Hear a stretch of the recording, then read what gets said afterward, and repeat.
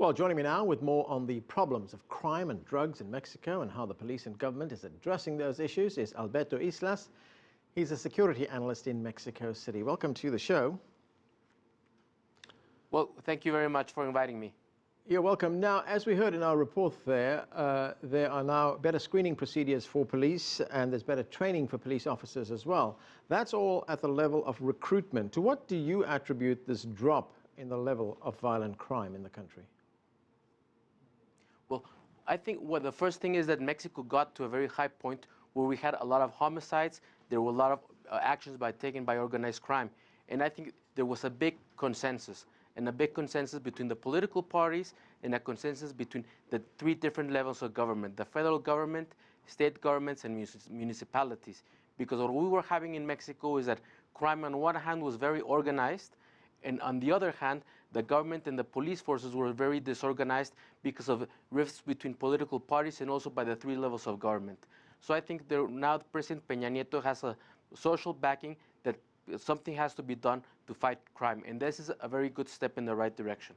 Right, so that's very important what you're saying there. You're saying there is now a political will on the part of the government to fight crime, and there's also more cooperation between the federal forces and the state forces, and that was not there in the past. No, we didn't have that in the past. In the past, there was a lot of rifts. What would happen is the federal government will tell a state governor that he was involved in organized crime, and we just have these political accusations. But at the end of the day, there was nobody fighting organized crime.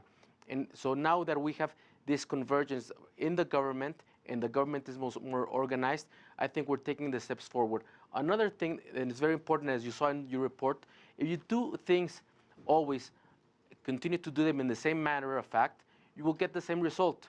So this thing and this initiative, for example, in the state of Oaxaca, which is governed by a left-wing party, which is different from the Peña administration, but is getting funding from the central government. I mean, it's a way of thinking outside the box, and this is how you get another results. Another thing that is also very important is to have community and to have the community work with the policemen. At the end of the day, as you stated rightly in this very important piece that you presented, organized crime has a lot of money.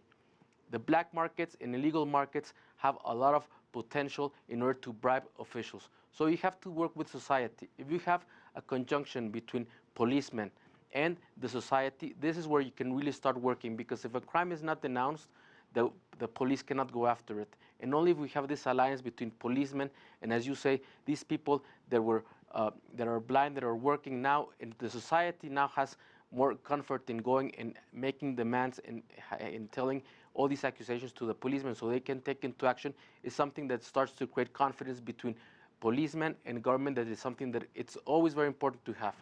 Okay, I just want to talk a little bit more about organized crime. President Peña Nieto has pointed to the offensive that's been taken against a gang called the Zetas gang, which is a notorious gang, ultra-violent, responsible for dozens of deaths in Mexico. And to some extent, the security forces have had some success in taking on this gang. To what extent has that been responsible for dropping the crime rate? I mean, one of the big parts is that every time a murder is committed, there has to be a tracing from where the gun was originated, and also there has to be a case that has to be opened. And instead of just blaming these cases on different gang members, I mean, you have to go through this investigation. I think that against this criminal group, the actions that have been taken are certainly one of the big parts. But at the end of the day, you have to tackle the basic elements that provide organized crime with these enormous profits. And the first one is to stop the flow of illegal merchandise, be it pirated goods, counterfeited goods, right, prostitution, illegal immigration, and drugs to other parts.